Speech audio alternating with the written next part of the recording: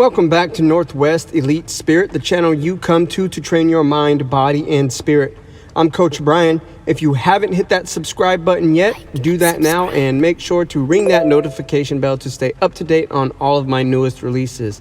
This is The Message from Encounters with the Nagual, Conversations with Carlos Castaneda by Armando Torres from the chapter The Rule of the Three-Pronged Nagual. From an early age, the reflective bent of my character made me seek an explanation of who I am and what my purpose in life might be. Knowing of my search, a fellow student came to me once and told me that Carlos Castaneda was giving a private talk in his house and that I could come if I wanted. I had waited for an opportunity like this for a long time, and I was enchanted by the invitation. Carlos Castaneda was a famous anthropologist, the author of several books on the culture of Mexican sorcerers of the ancient past. In his books, he described how, while still a student at the University of California, he did some work among the Yaqui Indians in northern Mexico in order to learn about the medicinal plants they used. On one of these trips, he met an old herbalist, famed as a sorcerer, who called himself Juan Matus.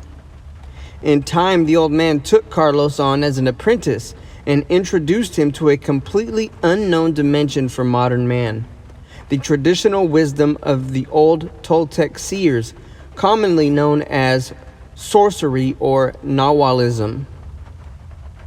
In a dozen books, Carlos described a teacher-apprentice relationship that lasted for 13 years. In the course of that time, he underwent an arduous training that led him to personally corroborate the foundations of that strange culture. The experiences he acquired during his apprenticeship ended up making the young anthropologist succumb to his fascination with the knowledge, and he was absorbed by the system of beliefs he was studying. This outcome shifted him a great distance away from his original goals. Nagualism was the name sorcerers from pre-Hispanic Mexico gave to their belief system. According to history, those men were profoundly concerned with their relationship to the universe to such a degree that they dedicated themselves to the task of investigating the limits of perception through the use of hallucinogenic plants, which allowed them to change levels of awareness. After practicing for generations, some of them learned how to see. In other words, to perceive the world not as an interpretation, but as a constant flow of energy. Nagualism consists of a group of techniques designed to alter our everyday perception, producing psychic and physical phenomena of great extraordinary interest. For example, the Mexican tradition claims that a Nagual is able to transform himself into an animal because he has learned how to dream himself into a form different than that of a human being. Behind this popular belief is the fact that sorcerers explore their subconscious with the purpose of throwing light on unknown aspects of our being. Nagualism was a socially accepted practice for thousands of years, comparable to our religion or science. In time, its postulates grew in abstraction and synthesis, becoming a kind of philosophical proposition, the practitioners of which took the name Toltecs. The Toltecs were not what we ordinarily think of as sorcerers, that is, individuals who use supernatural forces to damage others, but rather were extremely disciplined men and women interested in complex aspects of consciousness. In his books, Carlos made a talented effort to adapt the knowledge of Naguals to our time, lifting it out of its rural atmosphere and making it accessible to people with a Western background. Starting from Don Juan's teachings, he defined the premises of the path of the warrior, or the path of impeccable behavior, consistent in control, discipline, and sustained effort. Once internalized, these principles carry the practitioner to other, more complex techniques whose object is to perceive the world in a new way. Having achieved this, the student is in a position to move in a voluntary and conscious way in the environment of dreams in just the same way as he moves in his daily life. This technique is supplemented with what Don Juan called the art of stalking, or the art of knowing oneself, and is further supplemented with a daily exercise called recapitulation, because it consists of reviewing events of our personal history to find their hidden plot. Dreaming and recapitulation together make it possible to create what is called the energetic double, a practically indestructible entity able to act on its own accord. One of the most significant discoveries of the Toltec seers was that human beings possess a luminous configuration or energy field around the physical body.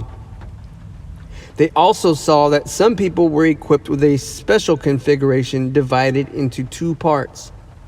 These were called Naguals, that is, duplicated people.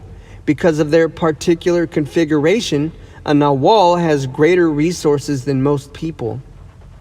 The Toltec seers also saw that, because of the Nagual's double and exceptional energy, they are natural leaders. Starting from these discoveries, it was inevitable that seers would settle down according to the commands of energy, organizing harmonious groups whose participants complemented each other. Warriors of these groups were committed to the search for new levels of awareness.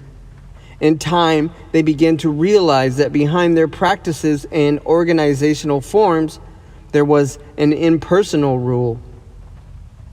In their sense of the word, the rule is the description of the design and the means by which various luminous configurations of the human species can become united, eventually to integrate into a single organism called the Party of the Nagual.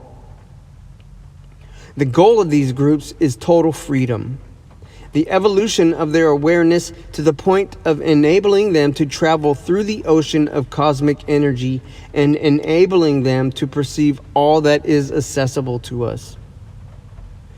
There's a special section of the rule that describes how generations of warriors are intertwined, forming lineages, and how these lineages are renewed every once in a while. The fate of Carlos was to live through one of those stages of renewal. However, he did not understand what that meant until he received a message which guided him towards the popularization of the teachings. When I met Carlos, he still had great reservations about the public domain and tried to keep his distance from people. Our relationship was mainly through talks he gave to small groups and occasional private conversations between him and myself alone. Carlos demanded that I should pass unnoticed among the others when in groups so that I would keep my personal history under a measure of control. Later, he admitted that this request also had a deeper motive.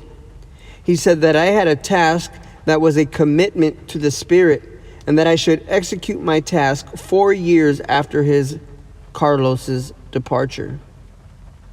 When I asked him why, he told me that he knew that his work would be obstructed by detractors who would try to frustrate the plan designed by Don Juan for a revolution of awareness. My function would be to give testimony of the message that I had received.